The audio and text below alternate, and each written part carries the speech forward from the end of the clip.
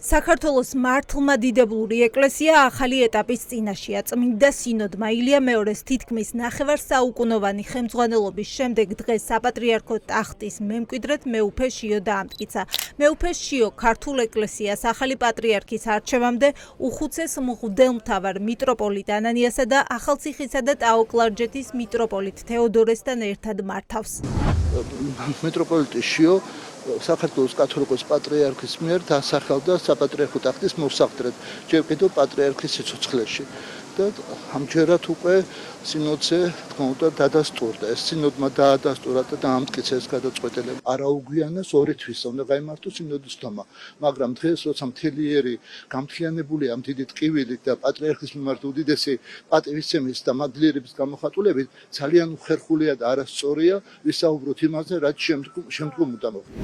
პატრიარქ სანდერძის დაწერა აღარ დასჭირდა. მისი ნება ჯერ კიდევ 2017 წელს გაცხადა, როდესაც საპატრიარქო ტახტის მემკვიდრედ მეუფე შიო დაასახელა. იმის მიუხედავად, რომ მეუფე შიო, რომელიც პატრიარქის ტახტის მოსაყდრია, ეს ავტომატურად არ ნიშნავს, რომ ის პატრიარქი იქნება. მას საეკლესიო დადგენილების თანახმად მოუწევს პროცედურების გავლა. როცა უკვე პატრიარქმა პირადად გამოაცხადა ამდერტის საჭიროება უკვე აღარ არსებობს, როდესაც პატრიარქმა თავისი სიცოცხლეშივე თავისი პატრიარქობის შემს გადაწყვიტა, რომ მოსაყდრად დაედგინა მიტროპოლიტი. ამდერტის საერთოდ საზოგადო წესის მიხედვით ამდერტს ტოვებს პატრიარქი, რომელიმე ადგილობრივი მართლმადიდებელი ეკლესიის მეთაური, როდესაც თავის სიცოცხლეში მოსაყდრეს არასახელებს. ამიტომ ამდერტის საჭიროება ამ შემთხვევაში არ არის. როგორ აირჩევა პატრიარქი? ამისთვის ორი სხდომა ჩატარდება. ერთი საპატრიარქოში წმინდა სინოდის სახით და მეორე სვეტიცხოველში გაფართოებული კრების ფორმით.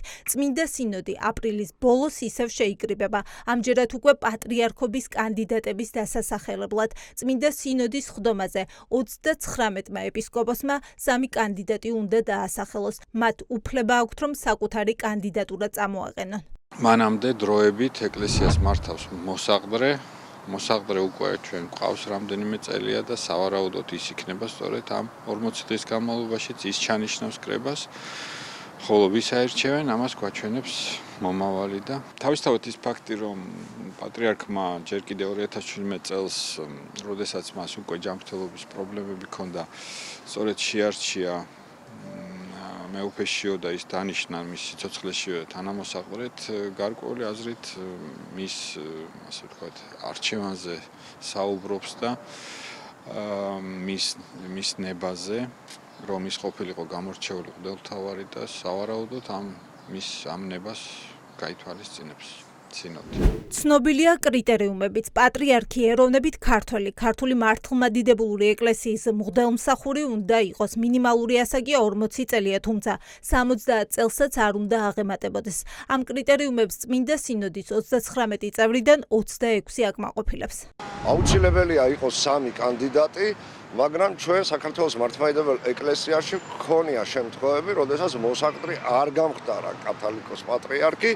აქ უდიდესი პასუხისმგებლობა ახლა ეკისრება სინოდის წევრებს, იმიტომ რომ ეს არის პასუხისმგებლობა საქართველოს მომავლის, საქართველოს ეკლესიის წარსულის წინაშე და ვნახავთ რა გადაწყვეტილებას მიიღებენ ისინი. შესაბამისად, ისევე როგორც მეუფე შიოს, ასევე სხვა ეპისკოპოსებს აქვთ უფლება მონაწილეობა მიიღონ აი ამ პროცესში. 3 კანდიდატის დასახელების შემდეგ მაისის დასაწყისში გაფართოებული კრება შეიკრიბება, სადაც სხვადასხვა მონასტრიდან, ეპარქიიდან, სასულიერო სემინარიიდან, გელათის მეცნიერებათა აკადემიიდან და მცხეთა თბილისის ეპარქიიდან დელეგატები კანდიდატურებთან დაკავშირებით იმსჯელებენ, თუმცა საბოლოო გადაწყვეტილებას ვინ გახდება პატრიარქი, ისევ წმინდა სინოდი კენჭისყრით იღებს. ხმათა უმრავლესობამ უნდა გადაწყვიტოს, ვინ იქნება ქვეყნის 142 პატრიარქი.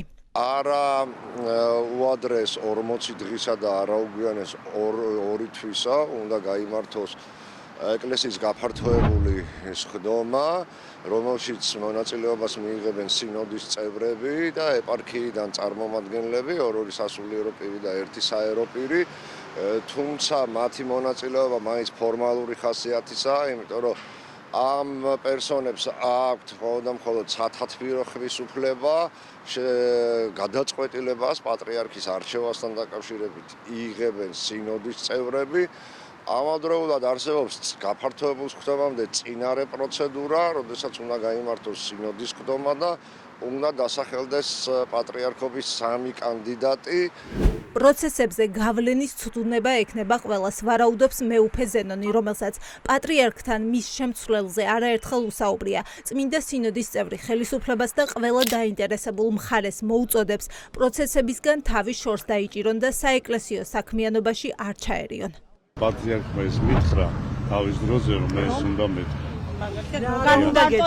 რომ არავინ არ უნდა ჩაერიოს არჩევნებში და პატრიარქი უნდა აირჩიოს მღვდელმთავრებმა სრულიად თავისი გადაწყვეტილება. მან თქვა, რომ მე დიდად ნერვიულობ რა იქნება ჩემს შემდეგო. ერთი რაც უნდა ითქვას ეს არის, რომ არც ხელისუფლება და არავინ ამაში არ უნდა ჩაერიოს. ეს არის ჩემი სულის სურვილი. ასე იქნება. ზუსტად 40 დღეში პატრიარქობის მსურველების შესახებ ინფორმაცია გასაჯაროვდება. მაისის დასაწყისში კი ქვეყანას ახალი კათოლიკოს პატრიარქი ეყოლება.